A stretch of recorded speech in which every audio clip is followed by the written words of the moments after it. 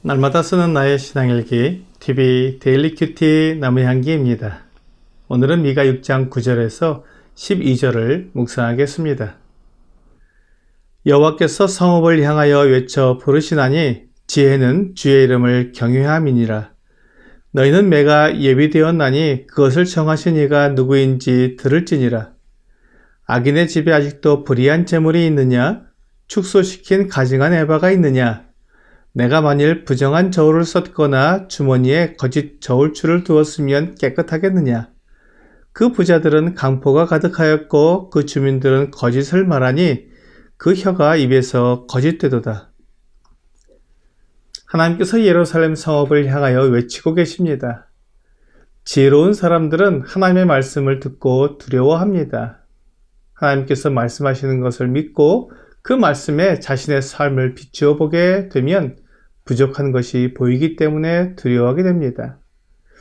다니엘 5장 25절에서 28절은 기록된 글자는 이것이니 곧 메네메네 되길 우바르시니라. 그 글을 해석하건대 메네는 하나님이 이미 왕의 나라의 시대를 세워서 그것을 끝나게 하셨다 하며 데겔은 왕을 저울에 달아보니 부족함이 보였다 하며 베레스는 왕의 나라가 나뉘어서 메대와 바다 사람에게 준 바 되었다 함이니이다 하니 라고 말씀하고 있습니다.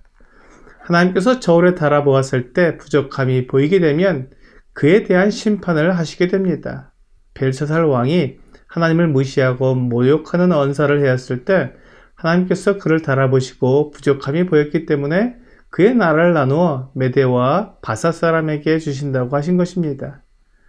사람들은 자기가 열심히 하고 자기의 노력을 통해 재물과 지위를 가질 수 있다고 생각합니다. 하지만 모든 것은 하나님의 손에 달려 있으며 하나님께서 주시고자 하는 사람에게 주십니다. 벨사살 왕에게 주셨던 나라를 이제는 나누어서 메대와 바사 사람들에게 주시는 분이 하나님이십니다. 이것을 다니엘서를 통해 알게 되고 하나님의 크신 능력과 위엄을 깨닫게 됩니다. 이것을 보았을 때 하나님을 두려워하지 않을 수 없습니다. 그러므로 지혜로운 사람은 하나님을 경외하게 되는 것입니다. 하나님을 경외한다는 것은 하나님의 말씀을 지키고 순종한다는 말입니다. 하나님께서 하신 말씀을 두려워하며 순종하는 사람은 하나님을 기쁘시게 하는 사람입니다. 요한일서 2장 5절은 누구든지 그의 말씀을 지키는 자는 하나님의 사랑이 참으로 그 속에서 온전하게 되었나니 이로써 우리가 그의 안에 있는 줄을 아노라 라고 말씀하고 있습니다. 하나님의 사랑을 온전하게 누리고 또한 하나님을 온전히 사랑하는 사람이 하나님의 말씀을 지키는 자라고 말씀하고 있습니다. 그리고 그것이 우리가 하나님 안에 있는 증거가 된다고 말씀하십니다. 하나님께서는 말씀을 지키지 않고 하나님을 떠난 사람에 대해 매를 준비하셨다고 말씀하셨습니다. 하나님이 준비하신 매는 심판을 말하는 것입니다. 하나님의 무서운 심판이 임하게 될 텐데 그들이 잘못한 것이 무엇인지 이제 하나하나 말씀해 주고 있습니다. 첫째, 악인의 집에 불의한 재물이 있느냐고 물으십니다. 사람들이 하나님을 두려워하지 않는 가장 분명한 증거가 남을 속여 빼앗는 것입니다. 나의 이익을 위해 다른 사람을 속이는 것은 하나님을 무시하는 것이며 하나님의 심판을 부르는 것입니다.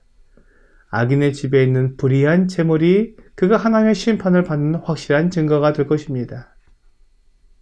둘째, 축소시킨 가증한 에바가 있느냐고 물으십니다. 에바는 약 20리터 정도의 곡물을 될 때 쓰는 그릇입니다. 요즘은 쌀과 같은 곡물을 킬로그램 단위로 포장해서 판매를 하지만 예전에는 한 대, 두 대, 한 말, 두 말이라는 그릇에 담아서 판매를 했습니다. 그와 마찬가지로 이스라엘은 에바라는 그릇에 곡물을 담아서 팔았는데 이 에바를 작게 만들면 적은 곡물을 넣고 팔면서 많은 값을 받으니 곡물을 파는 사람은 많은 이익을 남기게 됩니다. 하나님은 이렇게 남을 속이는 것을 미워하십니다. 상인이 정당한 가격을 받고 장사를 하는 것은 하나님께서도 인정하시는 것입니다. 그래야 생활비를 벌 수 있기 때문입니다. 하지만 약속한 것을 속이고 에바 그릇을 작게 만들어서 자기 이익을 크게 만드는 것은 악한 일입니다. 하나님께서는 그것을 심판하시겠다고 말씀하신 것입니다. 이런 사람들을 위해서 매가 준비되어 있는 것입니다. 하나님은 이렇게 에바를 작게 만들어서 사람을 속이는 것에 대해 만일 하나님께서 부정한 저울을 쓰거나 거짓 저울추를 가지고 있다면 깨끗하겠느냐고 물으십니다. 하나님에 대해 그런 부정한 일을 상상할 수 있겠느냐고 물으신 것입니다.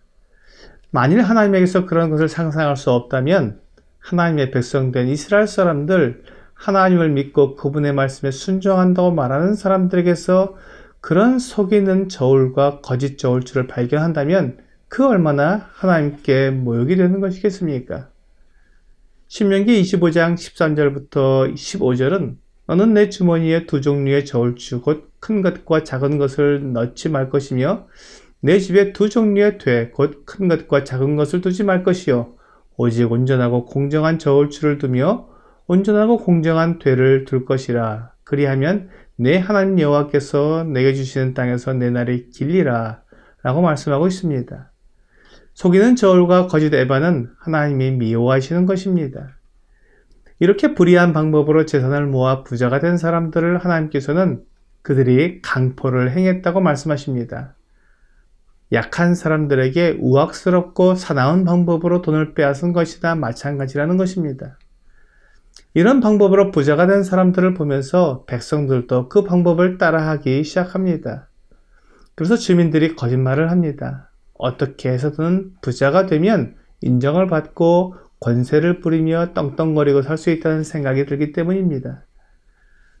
사람들의 혀가 입에서 거짓을 말한다고 말씀하십니다. 하나님께서 성읍 백성들에게 이와 같은 말씀을 외치고 있는 것을 그들이 들어야 합니다. 그리고 그들에게 매가 준비되어 있음을 알고 두려워해야 합니다. 하나님의 기준은 이사야 53장에서 말씀하고 있는 메시아의 모습에 나와 있습니다. 9절입니다. 그는 강포를 행하지 아니하였고 그 입에 거짓이 없었으나 그의 무덤이 악인들과 함께 있었으며 그가 죽은 후에 부자와 함께 있었도다. 하나님의 아들이신 주 예수님께서 이 세상에서 사람들과 함께 지내실 때 강포를 행하지 않으셨습니다. 주 예수님은 대제사장과 서기관들 그리고 바리새인들의 강포를 보셨지만 결코 강포를 행하지 않으셨습니다. 그리고 수많은 거짓 증인들이 주님을 고소했지만 주님은 그 입에 거짓이 없었습니다. 그러므로 우리의 삶의 기준은 주님과 같이 강포를 행하지 않고 거짓이 없는 삶이 되어야 할 것입니다. 오늘의 적용 질문을 보겠습니다. 내가 쉽게 행하는 거짓말은 무엇이 있습니까?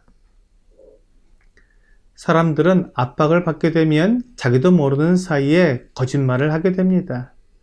두려움 때문입니다. 혹시 상대방에게서 불이익을 당하지 않을까 하는 염려 때문에 거짓말을 하게 됩니다. 오늘 우리 주님께서 그 어떤 압박과 강포 속에서도 잠잠히 행하신 것처럼 주님의 본을 따라 진실과 온유함을 나타내는 여러분과 제가 되기를 주 예수님의 이름으로 기도합니다.